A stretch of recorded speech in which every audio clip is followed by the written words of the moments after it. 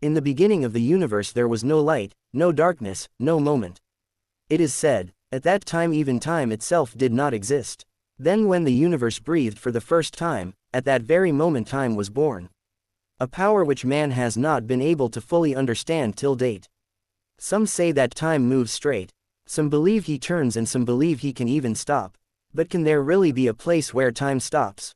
Where a moment is worth centuries?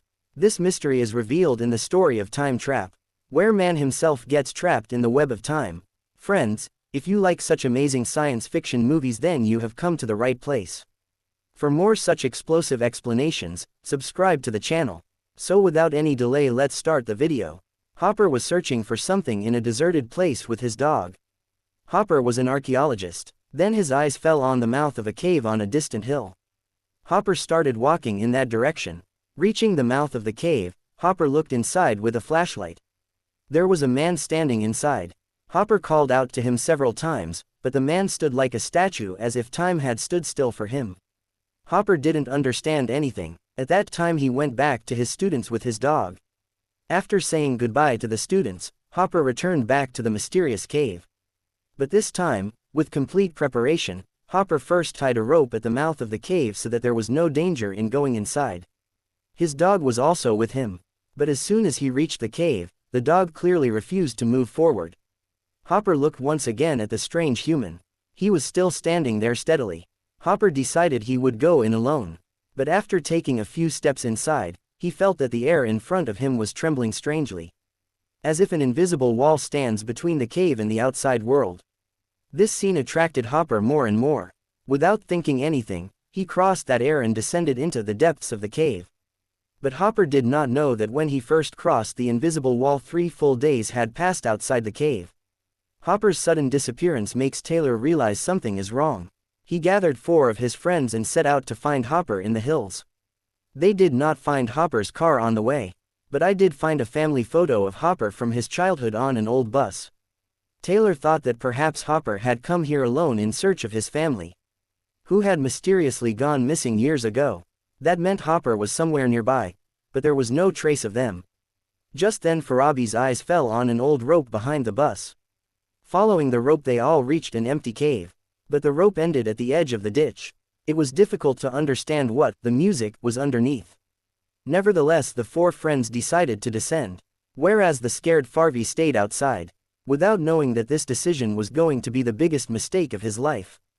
The remaining 4 friends continued to descend with the help of the rope. On the way he also crossed that invisible wall of air, but he did not feel any obstruction. Now the scene cuts here and then we see back to Hopper, who crosses that invisible wall and moves towards the man who was standing like a statue. As he got closer to the man, his body slowly started moving. And then when Hopper crossed that invisible wall, the man suddenly started moving as if time had started flowing again. Seeing this, Hopper's heart started beating faster, and then another strange incident happened inside the cave. The light outside began to tremble strangely, as if some other power has control over him. With this a deep roar echoed from the cave, which left Hopper rooted there. His breathing started to stop and then a human scream reached his soul. Now Hopper is convinced that this place is extremely dangerous. Trembling with fear, Hopper ran out of the cave without looking back. But when he reached outside, the ground slipped beneath his feet. The outside world had completely changed, which was a little while ago. Now it was night there and even his dog was nowhere to be seen. The only saving grace was that his car was still there. But as soon as he reached the car, he saw that the car was completely hidden in the bushes and was not even starting. Initially Hopper thought that perhaps someone had played a joke. But when he saw his ID card, which was completely yellowed due to oxidation, he realized that something big had happened. But there was no time to think. He had to get out of there as soon as possible. In this restlessness, his eyes fell on an old car which was standing on the road. Hopper called out loudly, hoping for help, but got no answer. Then he thought that maybe he could take out the battery from this car and drive his car. But when he went closer to that car, his heartbeat stopped again. That car was standing there for years. Whereas Hopper remembered very well that when he first came here there was no car. Then his eyes fell on an old backpack inside that car. It was from his student Taylor. Hopper called out Taylor all over, but no reply was received. Now Hopper was nervous. He thought maybe Taylor had also gone inside that cave. To save his student's life, he decided to return to the cave once again. We are now shown back to Taylor and his friends who have descended into the cave. While they are inside the cave, they hear someone screaming from deep inside the cave. Hearing this sound, everyone gets scared and Jackie gets scared and starts climbing up with the help of the rope. But then the rope suddenly breaks and Jackie falls down. Then when Taylor lightly pulls the other rope, it also falls down. At first Taylor thought that perhaps Furby was joking with him. But when he picked up the radio and called Furby angrily, there was no answer for a long time. The team was still trying to understand the situation when suddenly a loud sound of something heavy falling was heard near them. Everyone's footsteps stopped there. Taylor collected himself and again called Furby on the radio so he could send another rope down. But then something strange happened. Suddenly Furby screams on the radio. He was calling for help. Everyone was shocked because Furby is a child, but this voice was not that of any child. This sound made the team even more restless. Everyone together decided not to wait any longer and set out to find Furby. While passing through an open path, his eyes went towards the entrance, where the light was sometimes getting brighter and sometimes getting extinguished in an unusual manner. Meanwhile, Kara's eyes fell on a high stone, and when she climbed it, she saw that there was a broken rope lying there. It was obvious that this was the same rope that Furby had descended from. But as soon as he looked down, his heart trembled. Furby's was lying there unconscious. Grief and fear started appearing simultaneously on everyone's faces. When Taylor looked at the rope carefully, he was convinced that someone had deliberately cut it, as if trying to stop Furby from going down. But this was not understood because Furby had always been timid and never had the courage to go down alone. To understand the situation, the team decided to take the help of Furby's recording device. But as the footage progressed, their confusion and the music deepened. It was clearly visible in the recording that by the time the team reached the bottom, 7 days had passed for Furby. During these 7 days, Furby had located Hopper's jeep and also an emergency rope attached to the base of the mountain. He also finds an old medieval journal in an abandoned bus, in which it was written that a Spanish queen sent an expedition in search of the Fountain of Youth to save her husband's life. But the original inhabitants of the cave attacked them. Some people could barely escape, while an entire army mysteriously disappeared. An even more shocking thing came to light when Furby found another journal. Hopper's father. It turns out that Hopper's parents also once came to this cave in search of the Fountain of Youth, to save his sick daughter. Time passed quickly in the recording and it was shown that Furby no longer had any food left. He had understood that the remaining 4 people would probably never return. He did not have the option of driving a manual car, and returning thousands of kilometers on foot was impossible. In such a situation, he decided to descend the rope to find Hopper's body. But as soon as he reached the entrance, the light suddenly shone brightly and then the rope broke. The fur also fell straight down. What the camera showed was so scary that the group couldn't muster the courage to watch the recording further and stop the video.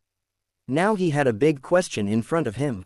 How did 7 days go by for Furby when the team bus was in the cave for a few hours? No one had the answer to this. But one thing was certain: the mysterious nature of the cave was responsible for all this.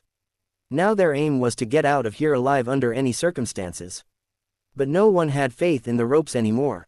Kara was the only expert climber on the team and she decided to climb up and get outside help. As soon as Kara reached outside the cave, her heart sank. What was earlier a dense and lush green forest had now turned into a desolate barren land. The air was so poisonous that she was coughing continuously. When he took out the satellite phone, he saw that there was no signal in it. Then his eyes fell on a huge sand storm which was moving rapidly towards him. She climbed higher, searching for the signal.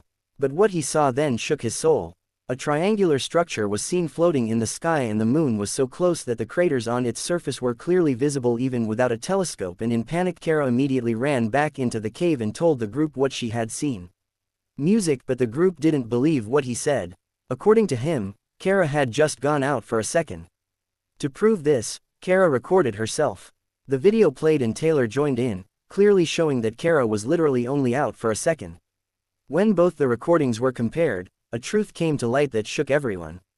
Time was moving very slowly inside the cave and the flashing and dim lights of the entrance were a sign that outside the sun was rising and setting every second. This was the reason why every second outside the cave became a full day in the real world whenever someone tried to climb up. No rope could bear such intense rubbing and the burden of time. That's why she used to break down. Now Taylor once again watched the recording in which Furby had fallen. But as the video progressed, the mystery and fear deepened. Farabi did not die immediately after the fall. He remained unconscious for some time and then slowly started regaining consciousness. Despite Taylor's repeated calls, Farabi finally gathered the courage to contact him on the radio. But then something happened that stunned everyone. The camera footage suddenly shows the legs of a giant figure, and at that very moment, without any hesitation, the mysterious man picks up a heavy stone and takes Farabi's life. Seeing this scene, one thing became clear to the group. There are more people inside the cave and it is very dangerous. But the real fear had started now. When P carefully examined the new footage, he noticed something strange. The sunlight was not uniform at the time when Farabi was falling. Its direction was constantly changing. At first Viv thought maybe it was a camera glitch. But when he saw the video slowed down 10 times, his soul shuddered. The sun shining in the video was actually on the horizon, and each flicker marked the passing of a year. According to this, only an hour had passed inside the cave. By then thousands of years had passed on Earth. Kara was completely devastated to hear this. The one who was still holding on to the hope that maybe she would go up and get help. Now he became convinced that perhaps there might not be any humans left on Earth. She was sharing all this with the group when suddenly a shining blue rod falls straight down from the mouth of the cave and sinks into the ground. The group was trying to understand the mystery of the blue road when a strange man appears at the mouth of the cave. Its length is about 10 feet. His face was covered with a mask and his mere presence was enough to scare the group. He just kept staring at them silently without making any movement. Then suddenly a wild man attacks him from behind. But that huge man, with his strength and technology, raised him to the ground. After that he again looked towards the group but still did not say anything. The group became more nervous due to this mysterious piece. It became difficult for Taylor to understand whether this person was a friend or an enemy. That's why everyone together decided to run away from there, without thinking that the real danger is about to begin. After crossing a narrow stone tunnel they reached an open place. There had just been a little relief when everyone was shocked to see a fresh dead body on the ground. His body was still warm as if death had occurred only a few minutes ago. Jackie looked at his face and shivered. She was Hopper's mother who had been missing for 4 decades. The body of Hopper's father was also lying nearby. The group was still in shock after seeing all this when they noticed a group of savages looting the dead body of a cowboy. Taylor immediately realized that these people could be Furby's murderers. He gestured to everyone and asked them to silently move towards the other tunnel. But then one of them noticed the group. Now no one had any way to escape. Taylor decided to stay behind and fight so the others could escape. There was a struggle for some time but in the end the wild people made him unconscious. And one killed him. Kara and the other 2 somehow hid in a narrow tunnel and escaped the wild humans. After they left, Kara came back to check on Taylor and found her badly injured, but the trouble didn't end there. The same giant man came there again. Kara's heartbeat increased but this time he did not say anything. Just came to fill water from the pond. He stopped when he saw tears in Kara's eyes. Then moved towards him. She signaled Kara to stay calm and slowly picked up Taylor and lowered her into the pond. Kara panicked. He felt like he was killing her. Music, but the giant creature made Kara understand with hand signals that he was saving her. Then the wild humans returned. He threatened to leave. But Gent ignored their words and punched up music hard. Meanwhile, Taylor started breathing again. He came alive, but he still did not know that the one who saved his life was not his enemy. Was helpful. In this skirmish, a savage accidentally tore Joint's mask and then the truth came out.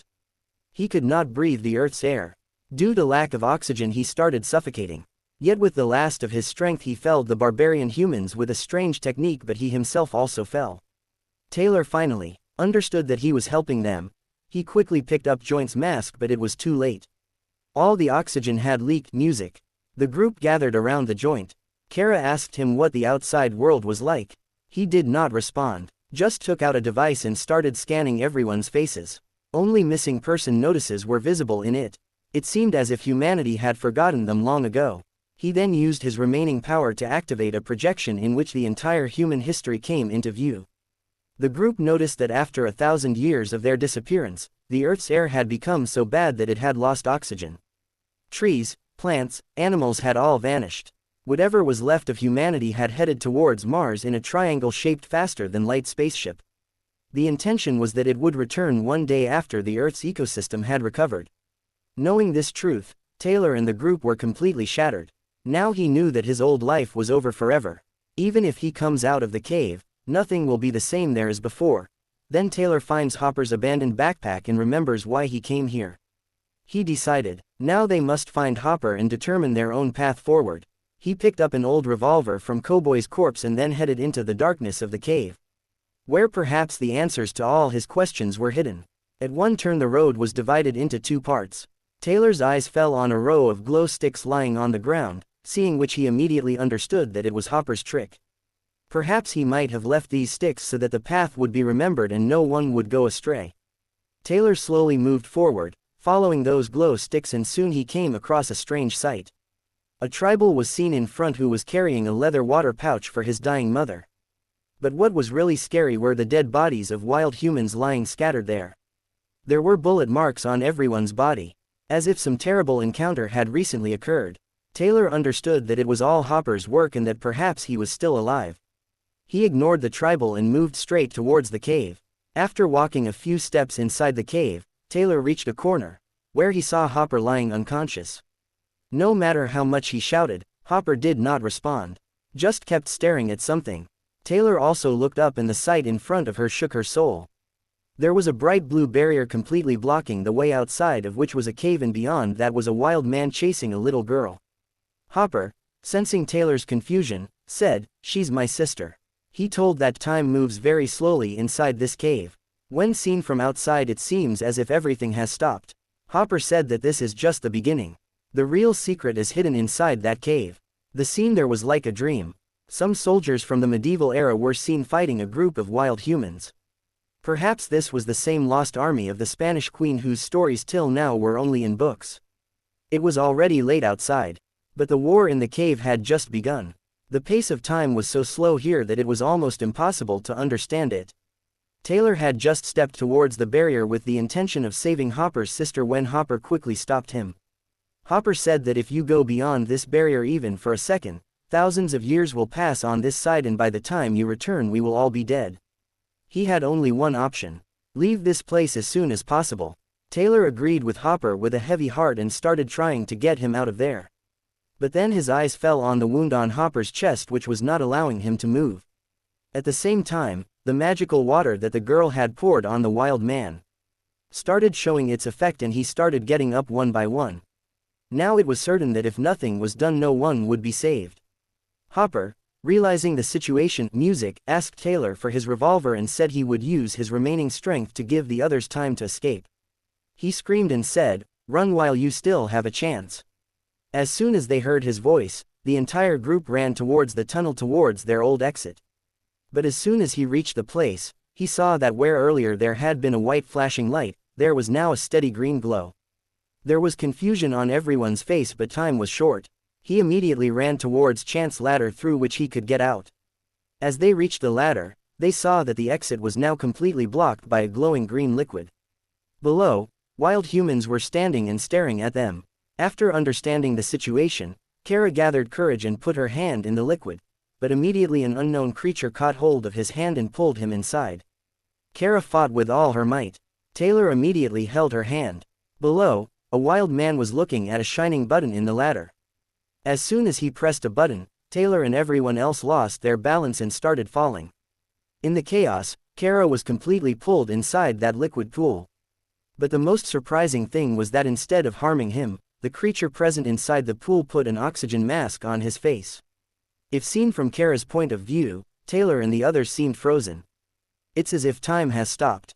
Then 3 electronic tentacles emerged from the water. He grabbed Taylor and the others, held them tightly and lifted them into the air. There was only surprise and shock in the eyes of the wild humans standing below. Kara suddenly came back to the exit and guided the others to catch their breath. Then one by one he pulled everyone into the water. The wild humans standing below could only look at them in surprise. After a few moments more tentacles entered the cave, but this time they ignored the wild humans and went straight inside the tunnel and started searching for something. As if searching for something, the scene suddenly changes and we also see Fur suddenly regaining consciousness in a pool of water. He looked around. The atmosphere was completely strange. From a window he could see the Earth getting smaller. Like he is in space now. He was just trying to understand what was happening. Just then Hopper came out of the water. Both of them looked at each other. Were immersed in surprise, but before he got a chance to speak, Taylor and others also arrived there. Hopper's parents and his sister, dressed in new uniforms, were also saved with the help of the same magical water. A new beginning, towards a new world, and this story ends here.